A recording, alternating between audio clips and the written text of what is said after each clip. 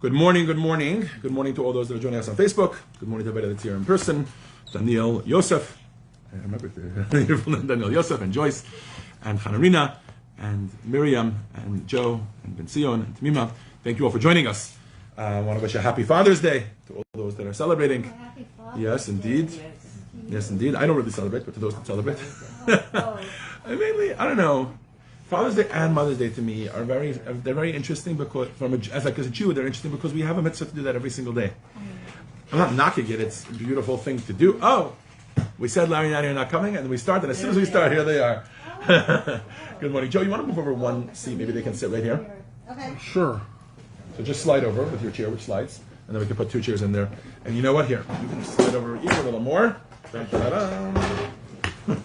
looking. Expanding table. Standing table. We drove in from Laguna. We were just saying, we wondered if you guys are doing Father's Day, and that's why you're not here. No. We weren't sure to wait for you, not to wait for you. Anyways, well, I'm glad you found us. That we're in the library. We're not usually in the library. This way.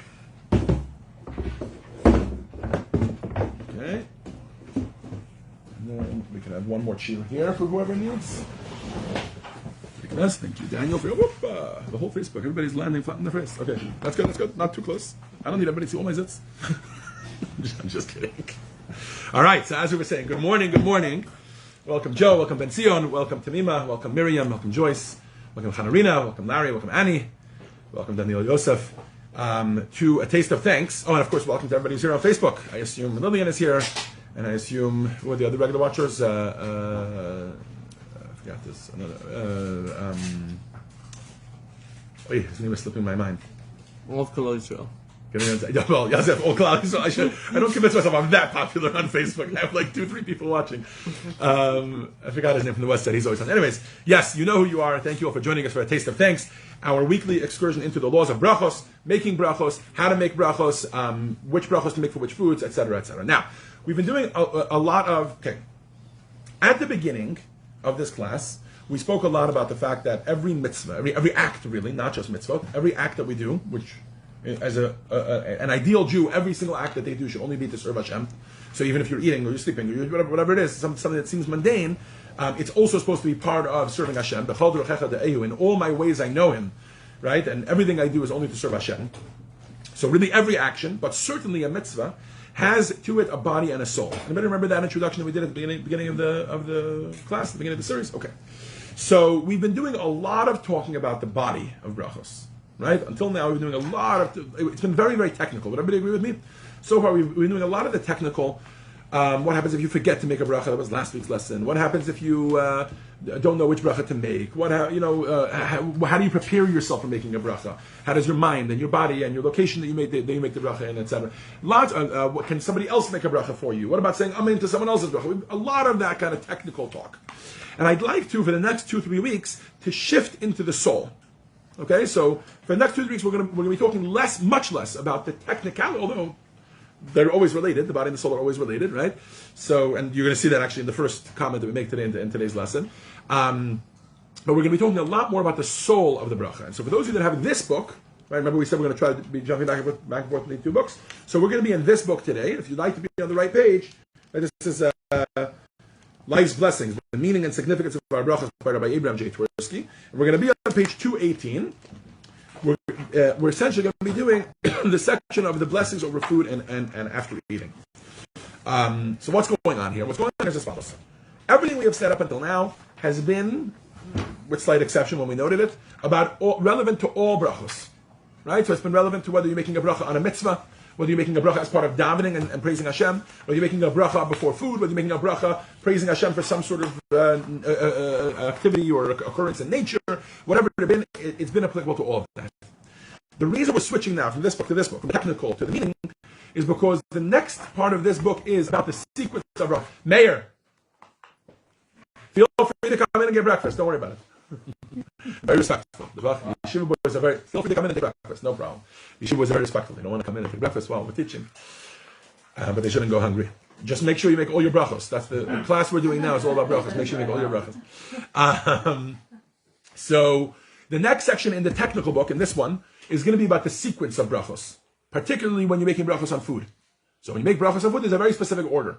So I figured this is a great place to break and actually talk about each of those brachos, and then we can get back to that. Why is there a specific order? Why does this one come before that one? What's the origin of each one coming before each one, etc. Okay. So what we're going to do now is, and there's lots of other brachos in this book that we haven't spoken about yet, that there's lots of fascinating insights about in this book, about each of the different brachos. But for now, let's talk about the brachos on food. Okay? Ironically, he's not going to go through them in the order that we make them. Because there's a hierarchy of the order of which you make the brachos. The way he's going to explain them is not going to be in that order, and I actually agree with his order.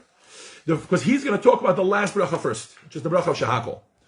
Why is he going to do that?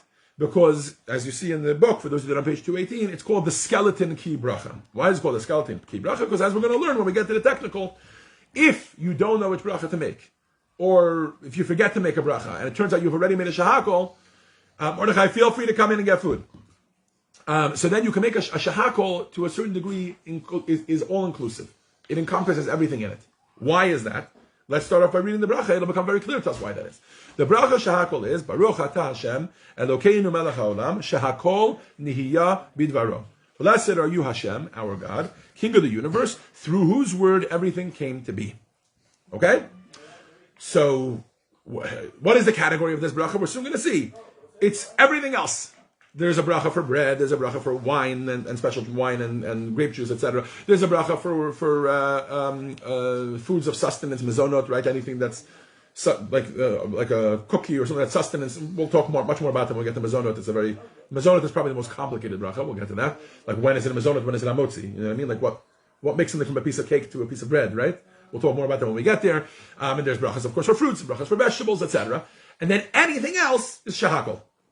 Meat, cheese, drinks that are not wine or grape juice, candies, all these other things, right? Fish, all these things are Shehakol. And as the blessing itself says, you can see that it's all encompassing. Instead of saying Borei Pri Hagaf and he who creates the fruit of the vine, or Borei Pri Ha'etz, he who creates the fruit of the trees, right? Or whatever other brachos there are, instead we say Shehakol Niya B'dvaro, that everything was created by his word. Now I know that I promised that there's that now we're going to be talking more about the soul, but let me talk about one technical thing that I think very much relates to the soul of the bracha, that is. And that is the differing customs when it comes to the pronunciation of this bracha. Believe it or not, there's a very specific part of this bracha that there's like massive teams on both sides of how to pronounce the bracha.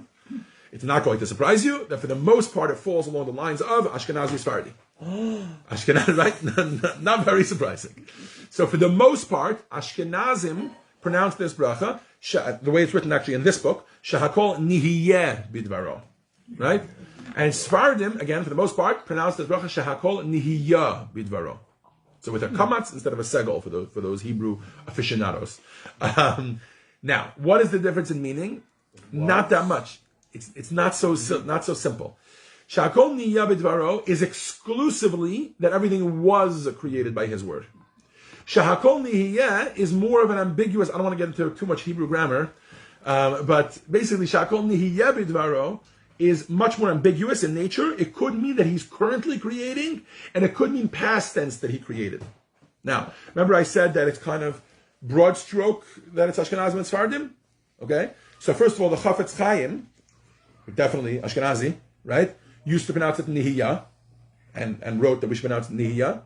And Chabad also, based on the Alter Rebbe who writes in his Shulchan Aruch, pronounces it nihiyah. I cannot speak for the Chafetz Chaim, why he writes that. I could tell you why the Chabad tradition is the way the Chabad tradition is. So that's what I'd like to do right now. We have a few things that are going on here on the table. First of all, I want to talk about the fact that by default, if you were to ask any Chabad, well, I guess it's pretty popular how to pronounce it, right? But in theory, if you were to ask anybody which way would Chabad pronounce it, it would make much more sense for Chabad to pronounce it nihiyah than nihiyah. In fact, it could be argued that Chabad, because of certain philosophical leanings that we have, therefore we need to pronounce it as nihiyah in order to avoid certain confusion. Okay, so let me explain why. As I think many of you are familiar, in Chassidus, there is a philosophical concept called hishavos timidus, which means that as part of the belief that Hashem created the world, we don't just believe that Hashem created the world at one point, but rather we believe, and we say this actually every day in our davening, not just Chabad, except everybody says it, that Hashem recreates the world at every single moment. So creation wasn't a one-time occurrence that Hashem created the world and then left it be, right? And then now it's just hanging out and doing its thing, right? But rather the opposite, that Hashem is at every single moment recreating the world at every single moment. Now, everybody believes that Hashem is involved in the world at every moment. But the idea that at every single moment, if Hashem wouldn't be creating the world in this moment, it would revert to nothingness, that's more of a Chabad. It starts from the Baal Shem Tov, who bases it on a verse from the Torah, and bases it on earlier Kabbalistic sources, etc. Okay, beautiful. Interestingly, if you're saying a bracha Shehakol, that everything was created by His word, you would think the Chabadniks would take the approach, the one that also allows for the explanation, for the interpretation of that is being created now at His word, which is nihiyah. But they don't. It goes the other way. It goes nihiyah. And this has to do with a quote in the Gemara in Brachas. In the Talmud, in the Talmudic tractate of Brachot, which obviously talks about Brachot, right? Surprise there? No, no surprises. Okay. So there is a rule that is mentioned that every single bracha is supposed to be made in the past tense. I wanted to look this up before class. I didn't get a chance to. Why that is? I don't remember why that is. But it is a rule, and if you look at all the other brachos, you'll see this. Borei pri ha'adama, in past tense, that He created the fruits of the ground. Right? Namely vegetables. Or legumes, I think are also included in that. In other words, it's a past tense bracha. And every bracha is intentionally supposed to be a past tense. I don't remember why, but it's intentionally supposed to be a past tense. So the Alter Rebbe in the Shulchan Aruch writes that because of this, now that this doesn't mean that Hashem isn't recreating it at any moment, it's not exclusive in nature, but because the bracha is specifically based on the Talmud, it's supposed to be in past tense, so we make sure to specifically choose the one that is exclusively past tense in the bracha in order to make that point. Those that say the bracha nihiyah are saying it could be interpreted both ways, so it's fine, it still works. The word nihiyah works both ways, so it's past tense, and the word borei is definitely past tense. Okay, so that's some of the technical here. Why do I say that leads into the soul of the bracha? So for this, let's go into the book, and then we'll take it from there. Larry, you want to get us started? On page 218, the skeleton key bracha. Go ahead. There are specific brachos. Okay. There are specific brachos for various foods: fruits, vegetables, wine, pastries. For foods that do not belong in any of these categories, including water, milk, meat, fish, this general bracha, referred to as the Shehakol, is recited. It is important that one should determine the specific bracha for any item, and when in doubt, ask a Halachic authority. Ask a Halachic authority. If one cannot determine which bracha is proper, one may say the Shehakol. Hence, it can be thought of as a skeleton key bracha, applicable to everything. So let's say, for example, that you happen to be somewhere where you cannot ask halachic authority. So it's Shabbos, you can't text anybody, and you don't have the books to look it up or whatever, right? And you're somewhere and you need to make a bracha, and you don't know whether this thing is this bracha or that bracha. You can make a shehakol to avoid that issue. It's not so simple. We'll see later that when it comes to, for example, you're not sure if this is a fruit or a vegetable. So it should be clarified. When I'm saying fruit and vegetables, I mean halachically fruits and vegetables. I know there's other arguments in the secular world about tomatoes and stuff like that. In the halachic world, there's also certain ones that fall between the two of them, like the banana, for example, falls between the two of them. But when I say fruit and vegetables, what I mean is fruit is the ones you make borei pri ha'etz on, and vegetables are the ones you make borei pri ha'adam on. So if you have a doubt between those two, we're going to learn later that then you don't revert to shehakol. Why? Because you can make a borei pri ha'adama, which means blessed are the fruit of the ground, because even the fruit of the tree comes from the ground originally, right? So that actually includes it. We'll learn about that later. But let's assume that it's something you're not sure, that's if it's shehakol or if it's whatever, right? So then you can make a shehakol, because shehakol definitely includes everything. And when we get to mistakes in bracha, in brachot, right, we're going to see the same thing. If you made a shehakol by mistake on something, and now it's after the fact, you don't make another bracha. Even if you find out where you were supposed to be making a bracha was mezonot, you don't then go and make another bracha. Why? Because of this concept. It is in its content. It is an all-inclusive bracha. Yes, everybody with me here? Does that make sense? Because saying that everything was created by His word is a very valid form of praise to Hashem before you eat something. Yes. So according to that, for if you make the wrong bracha, but you're still within that 1 second of doing it. Shalom aleichem. Yeah. Yeah. So you could change the ending, or again, depending which one. Yeah. Depending which one. And again, we'll talk about that later. I mean, I don't know if you're going to be here, so I really want to satisfy your question. I'm assuming you're out of here soon, right? It's not so simple because, believe it or not, even though the beginning of every bracha is the same, we learned a lot about kavana, intention. And if you make a bracha, Baruch atah Hashem Elokeinu melech haolam, intending to say borei mina mezonot, and then you say Shehakol nihiyeh b'dvaro, it's not so simple that you can do that. So that's why I don't want to, it's not that simple. And certainly if you already said the ending of the bracha, and even if you're immediately. So what Daniel Yosef is referring to is that there is a halachic concept that if you're within like a second and a half, basically, the time it takes to say Shalom Alecha Rebbe, which in halachic terminology is called Toch Kedei Dibur, within saying it, like it's the same, like, think of like when somebody says a speech, right? If they say, we'll see you all at 6 o'clock, 5 o'clock, right? Then they don't need to say that they made a mistake. But if somebody says, we'll see you all at 6 o'clock, and then half an hour later he realizes he made a mistake, then you don't just say, 5 o'clock, right? You say, I apologize, I made a mistake earlier, and you call attention to the mistake, and then you say 5 o'clock, right?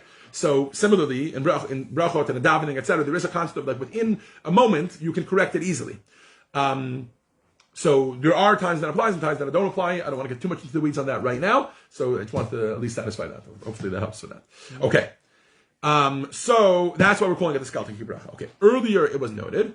You want to finish off, Larry, for the rest of the page? Earlier it was noted that there are some pleasurable experiences for which the sages did not designate bracha.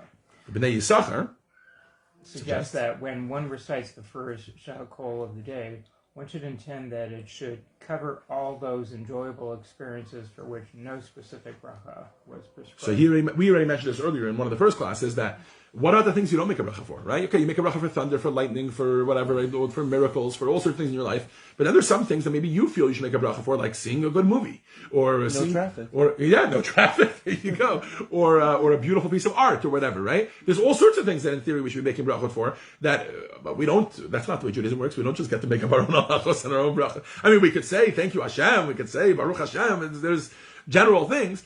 But the Bnei Yisachar pointed out to us that the bracha, the first shehakol that we make in the day, is such a skaltik bracha that it can, if you can have it in kavana, in mind, that actually you're thinking about anything beautiful you're going to experience throughout the day. So if you intend to go to some beautiful art museum, and you know you have some amazing moving experiences with art, or you're going to go listen to an orchestra play beautiful nigunim and things, or whatever, it's going to move you and whatever, right? And there's no technical bracha for it, but the first shehakol that you make in the day, and I would argue if you didn't have it during that one, if you didn't have in mind during that one, you could have it later. Like if you're about to experience a concert and you're having a drink of water and you make a shehakol nibidor, it's very appropriate to think to yourself, he also created music, which I'm about to enjoy tremendously, right? So yes, so that's just a reminder about that. And now, Annie, if you can, story time.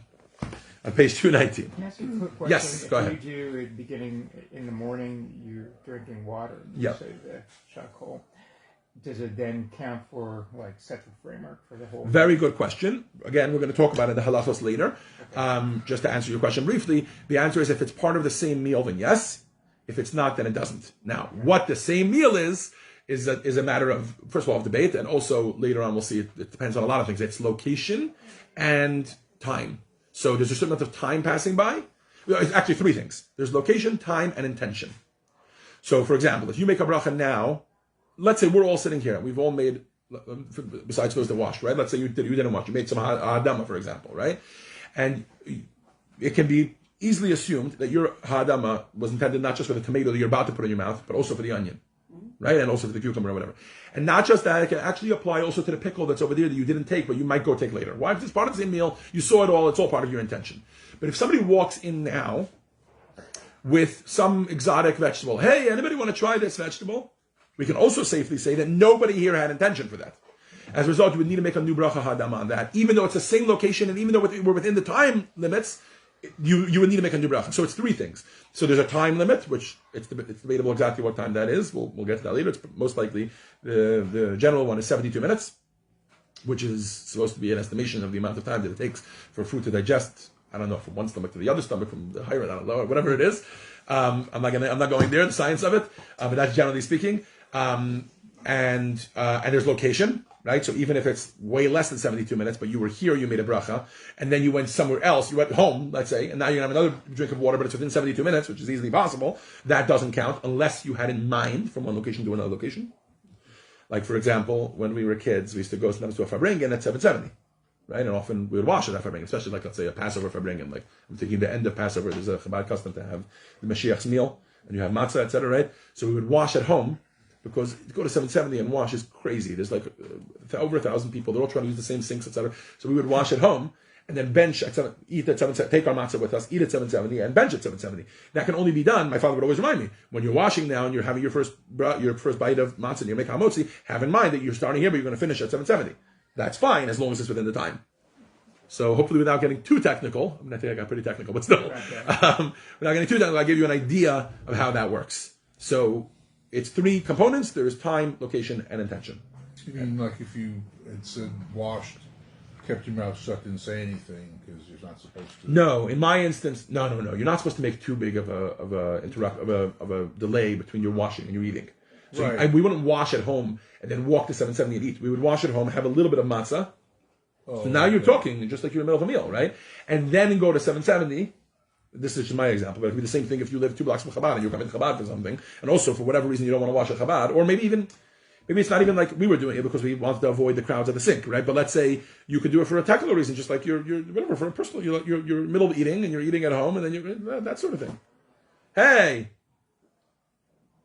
it says Lillian Ankri is watching on Facebook. Yeah, I was driving, I was listening. It's lying to me right now. It says Lillian Ankri is watching on Facebook, but you're here. I see you. I don't know who to believe. Yeah, my husband said, And we "Let's go." greeted I you, said, "Let's and go." we greeted you. Did you hear that? We greeted with a special greeting for I don't know if you were on yet or not. There's 1 seat here. Here, let's do 2 seats right now. That's okay. I'll sit on this one. Here, I can grab one from the... No, we're good. We're good. We're very good. I got an upgrade. I'm now in a more comfortable chair. Oh, there you go. Thank you. There you go. Perfect. Okay. That was strange. That's a very surreal experience. You think you're talking to somebody on a screen and they pop out of the screen and here they are in person. I wasn't even sure if you exist in person. I thought it was just a profile picture. Okay. All right. So we were going to do story. Yeah. So I hope that clarifies for people a little bit about this business of one bracha applying to later, etc. Again, we're going to talk about it in depth later when we get to that topic, and there's a full class dedicated to that topic, but I want to at least satisfy that because somebody wrote it up. For now, let's get back to our topic. Annie was going to read us a story about the Chafetz Chaim. Go ahead. Okay, a man came to consult the Chafetz Chaim without a problem. The Chafetz Chaim had just served a cup of tea and slowly Had just been served a cup of tea. been served a cup of tea and slowly recited the Shehakol Bracha. Bracha. The man went to explain the circumstances for which he sought the Tzedak's advice. After listening to the man, the Chafetz Chaim sighed and said, "We never live up to the spirituality of earlier generations." Several years ago, the Chafetz Chaim continued, "Your father came for advice about a problem. At that time, too, I had a cup of tea. After I recited the Shehakol Bracha, your father arose and said goodbye to me. I asked him, wasn't there something you wanted to ask me? Your father said, yes, I do have a problem, but when I heard you recite the Bracha, through whose words everything came to be, I realized that everything is in the hands of Hashem. Therefore, I need not worry about my problem."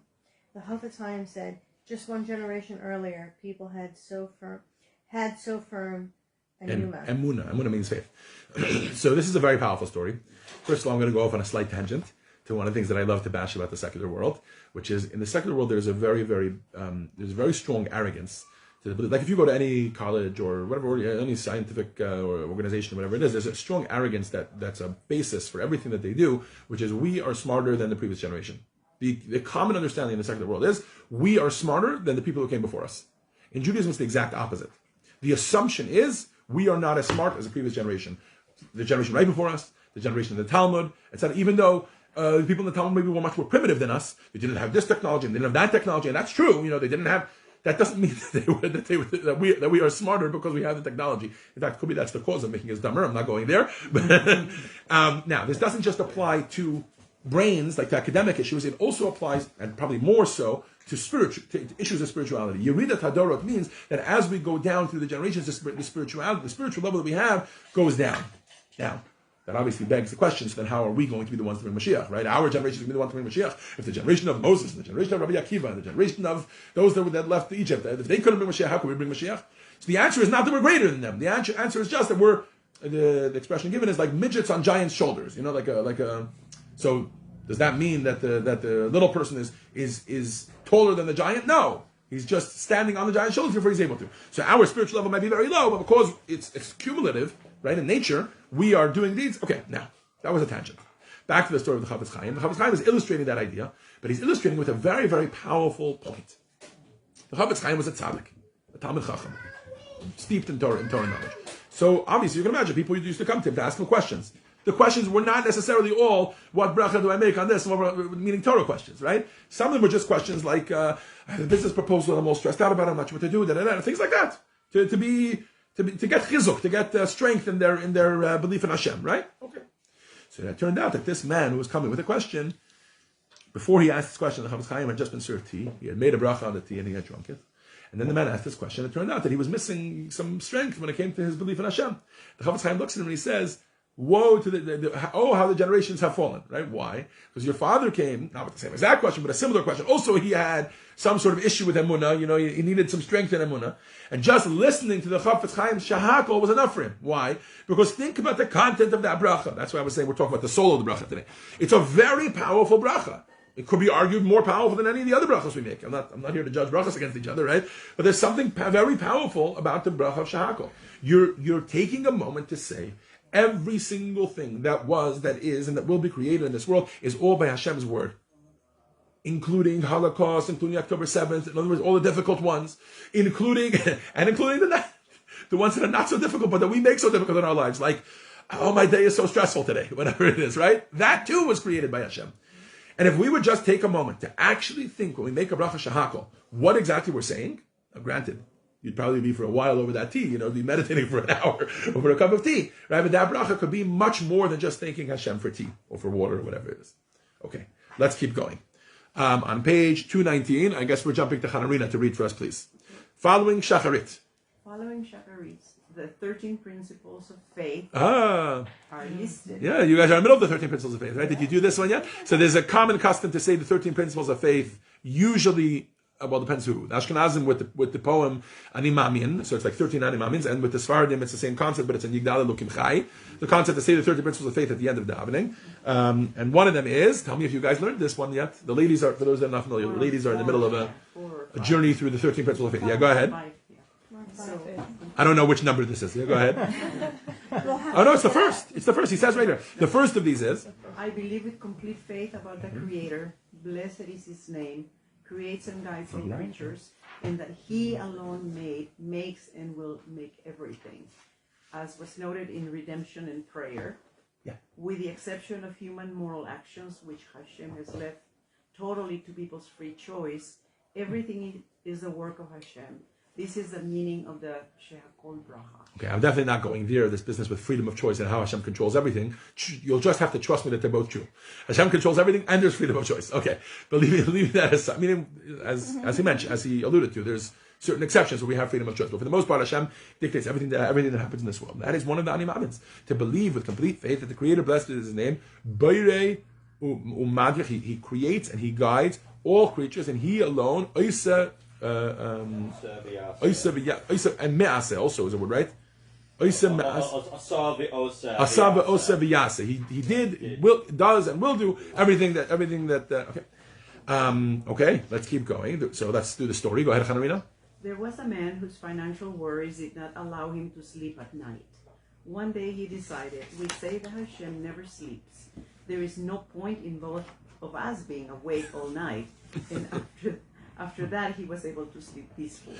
You ever find yourself by mistake? I do this all the time. You ever find yourself by mistake saying, like, letting slip, like, I wish I knew Hashem's plan? You ever hear that? Like you're in the middle of something and it's just or whatever. So you're like, oh, I know Hashem has a plan, so I wish I knew Hashem's plan. Recently, I started correcting myself. I'm like, I don't think I do wish I knew Hashem's plan. It comes with there's a lot of responsibility in the whole world's plan and how everything works. I'm just going to trust Him and His plan, etc. That is another layer to the bracha of Shehakol. Shehakol Nibidvaro is, I know I'm having a stressful day. I know this person upset me. I know that this thing happened. I know that whatever, right? But I believe with perfect faith that everything comes from Hashem. Okay. And we're going to conclude with, or whatever, we'll conclude this section with a personal story from Rabbi Tursky. Go ahead, Joyce. For years. For years, I was haunted by morbid expectation. Every time the phone rang, I had anxiety because I assumed that this was a call that something bad has occurred. One day, I came across the verse in Psalms 127 of evil tidings. He will have no fear. His heart is firm, confident in Hashem. I lacked this firm trust in Hashem, so I began reciting Psalm 112 as a prayer that Hashem should grant me this firm trust. I testify that my morbid expectation have been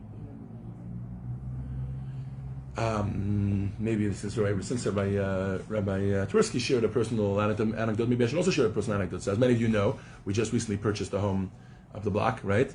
And as some of you know, I don't know if all of you know, but there was a little bit of a challenge during the period of escrow. Why? Because they didn't have a proper gate over the side, over the driveway, and there's a pool in the back, and there's an empty garage there or whatever that like you can get into easily, etc. And so there were people who Nebuch don't have homes who decided that this was going to be their home. There's nobody living there. There's a big for sale sign outside. They know nobody's living there. So they were like, they weren't moving in there, but they were like, coming in and out, doing stuff, doing things like that. Can you imagine the stress and the anxiety that it caused me and my wife from having all this, etc. Especially because, by the way, stress and anxiety is not, at least in my life, I can't speak for everybody, but stress and anxiety, first of all, I think they're two different things, and I'm not a psychologist, I'm not going there, whatever, but definitely one of the big parts of them is that when you can do something about it, you actually don't get anxious. You just get nervous. You're nervous. You can't get it all done, etc. Maybe that's the difference. Maybe stress is when you can do something about it, right? Anxiety is when your hands are tied. You can't do anything, and you're just anxious about it, right? So this was such. I will say thank you. I have already thanked Hashem for that experience a few times, even though it was very, very anxiety-inducing for us. And there's a few reasons to thank Hashem for that particular part of the experience, and probably I don't even know all the reasons to thank Hashem for it. But one of the many reasons is because it was an amazing exercise for me in bitachon. Why? Think about it. My hands were completely tied. There was very, very little I could do about it. I didn't own the home. It wasn't mine.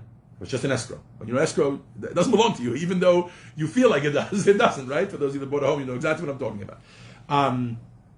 So okay, what I could do is, if I was there and I happened to notice it, then I could call the owner, call the seller, who could then call the cops, etc., or they can come down, etc. Right? But there was a lot of other things that were stressful about it. For example, I would have loved to put up a gate. I would have gladly paid for the gate. I was planning to buy the house, and I did buy the house then, right? And trust me, one of the first things we did was put up a driveway gate, right? I would have loved to put up cameras. Also, one of the first things we did, right? And then that would have put a stop to all that. I would have loved them to take down the for sale sign. I couldn't force them to do any of that. I requested it, but they chose not to do it. They weren't interested in investing in this property that they're selling to me. Anyways, my point is, not very quickly, but after a few days, it came to my attention that this is actually an amazing, it's almost like a textbook example of bitachon. Your hands are tied. There's nothing you can do about it. Why are you staying up at night? Just to stay up at night. Why are you anxious? Just to be anxious, etc. When really, if it's outside of your hands, instead of believing that it's up to the forces of the world, right? You're supposed to believe that it comes from Hashem, right? And over again, I went through this, and I opened up the books, went back to the books, because as we know, most things in Judaism, when you learn them, it's very easy to get on board with them, right? But then when you have to practice them, it gets a lot harder, right? When there's a real life example. So this, for me, was a very amazing example. I don't remember connecting with the Bracha Shehakol like he's doing here, but it's definitely in the theme of the Bracha Shehakol. I was definitely thinking that theme. Pause, Zoshi. Right now, your chest feels like it's clutched because you're anxious because one of the neighbors, like the neighbors would call us. One of the neighbors called you and said that because they didn't like it either, right? Oh, there's a homeless man that's there with his girlfriend, this and they're doing that. Pause, reflect, remember, what can you do? Go do that. What you cannot do, let go. Let God, let Hashem take care of it, right? It's going to be okay. And indeed it was. It was. It's not the way I would have made it happen, but as I said, I don't make the plans for a reason. If I knew all the details that went into creation, one of the greatest Jewish philosophers says, "Ilu yadaitiv havisiv." If I think it was the Ikrim, was that if I would know God and the way He operates and His hope, then I would be Him, and I'm not Him, right? So that's why I'm not Him. Anyways, that's just a personal example of that same concept. And you can think it however you want. You can think it randomly in the middle of the day, right? You can pause to have a meditation which helps with bitachon, and there's lots of books. Chief among them, the Chovet Halavava, Shara Bitachon, the Gate of Trust, for those familiar with it, that go in this direction. And we all go through moments in life when we have that. But another moment where you could do that is the Shehakol Bracha. The Shehakol Bracha is literally a reminder of this concept. So that's the Shehakol Bracha. Let's do one more section that he has here, which is he's going to do wine and bread together, and then we'll call it a day for today. All right? So wine and bread. What is the bracha that we make over bread? First of all, what is bread? Right? What is bread? So bread is, we'll put this in modern terminology, shall we? Bread is something that if you look at the ingredients of the item, you see that the first ingredient is flour and the second ingredient is water, or vice versa. I think it's usually flour than water. The first two ingredients are flour and water. So something where, like, let's say way later on comes water, or maybe not, there's no water at all, so it's flour and oil and flour and apple juice, or flour and orange juice, etc., which most of you are thinking, that's not bread, that's cake. I understand, but we have to have a legal definition here, right? So then that gets into a complicated thing, which we'll talk about when we get to Mizonot, okay? But, and it's technically his next one, which we're going to skip for today. This concept, he's going to start to talk about when you make Mizonot. But bread is when it's flour and water. It can have other ingredients too, but if the main two ingredients are flour and water, and it's baked, another key key concept, another key factor. Like if it's deep fried, then it's not. That's a donut. And then you make mezonot. Metugan. Anyways, again, we'll talk about all those things when we get to mezonot. But for the most part, that's what we consider bread. Okay. What do we consider wine? Not just something that fermented. Anything that comes from grapes is considered wine.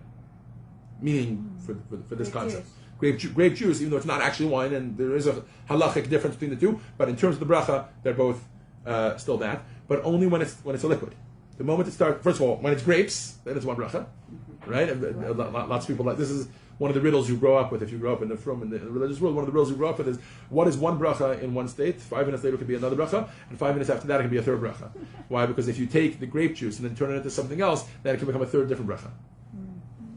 Like if it becomes an ingredient, for example, in a drink or like you have a fruit punch or something, it's got a little grape juice in it. It's shehakol. It's not.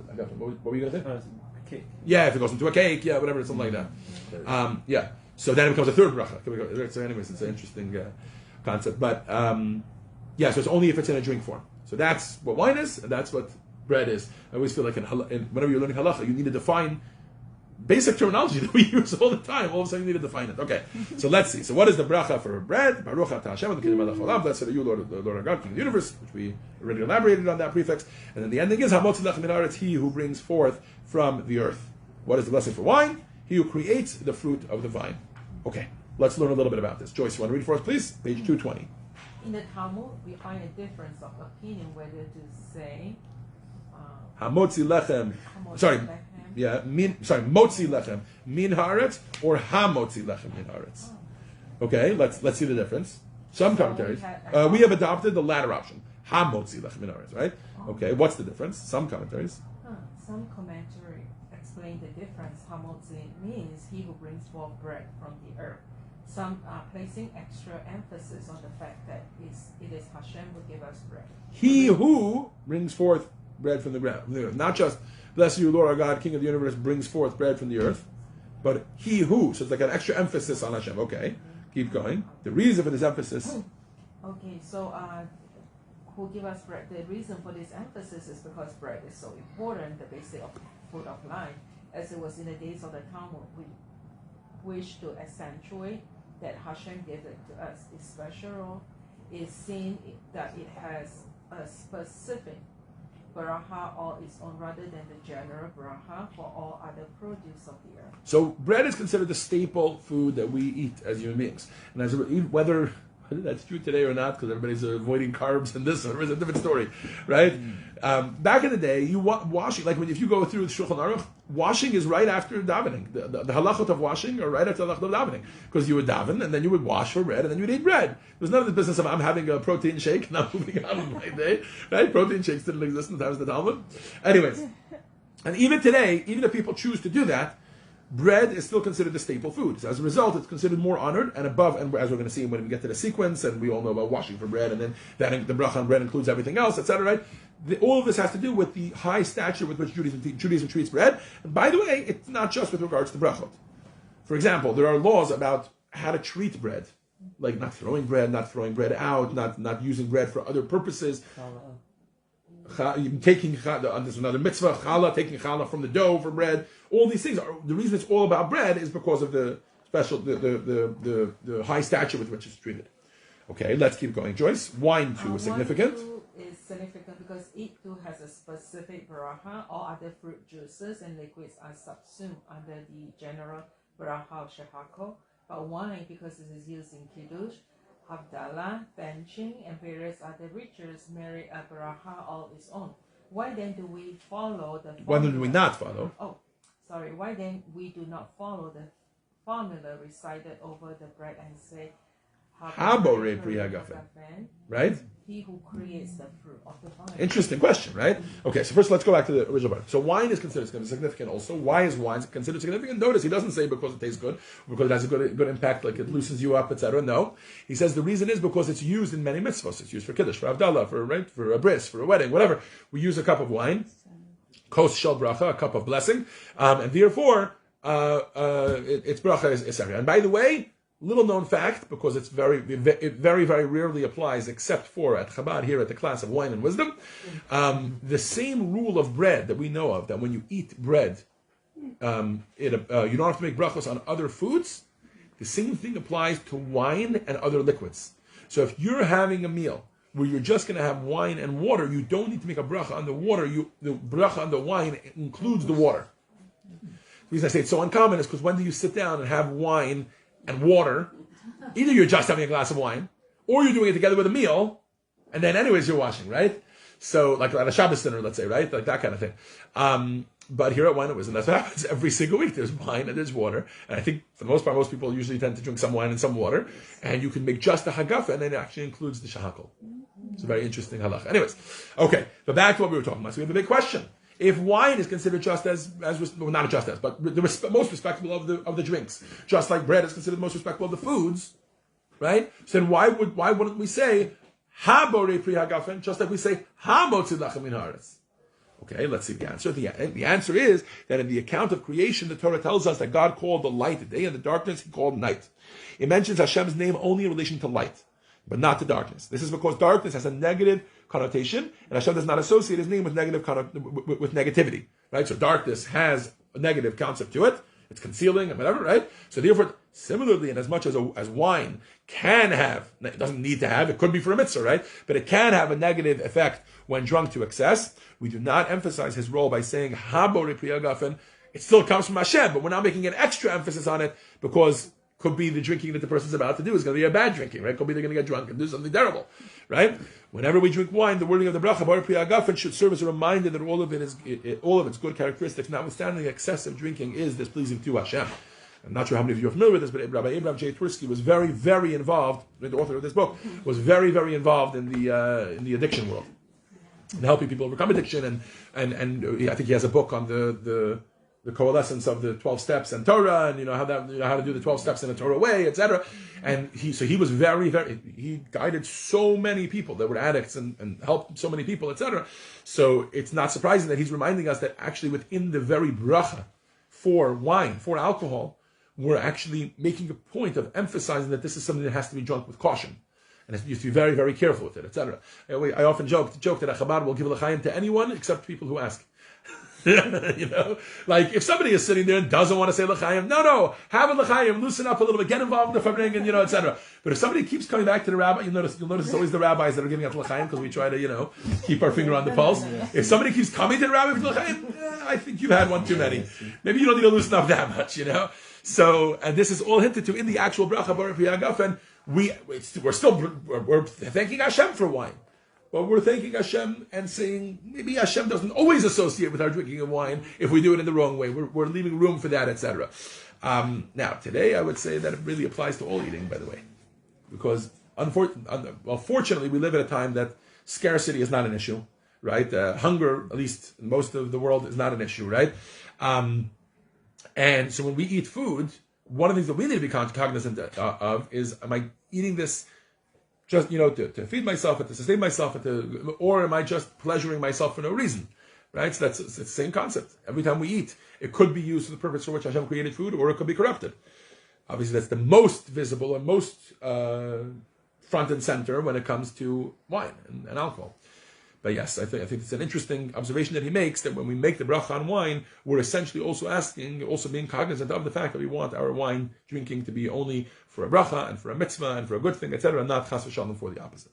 With this, we will conclude today's lesson of a taste of thanks, and next week we're going to move on to the bracha for bread and vegetables and mizonot and fruits and vegetables, etc., as we move along through this book. So for those of you that have this book and didn't bring it this week, please make sure to bring this one next week. We're primarily going to be in this one. We'll get back to that one over the next few weeks. Thank you all for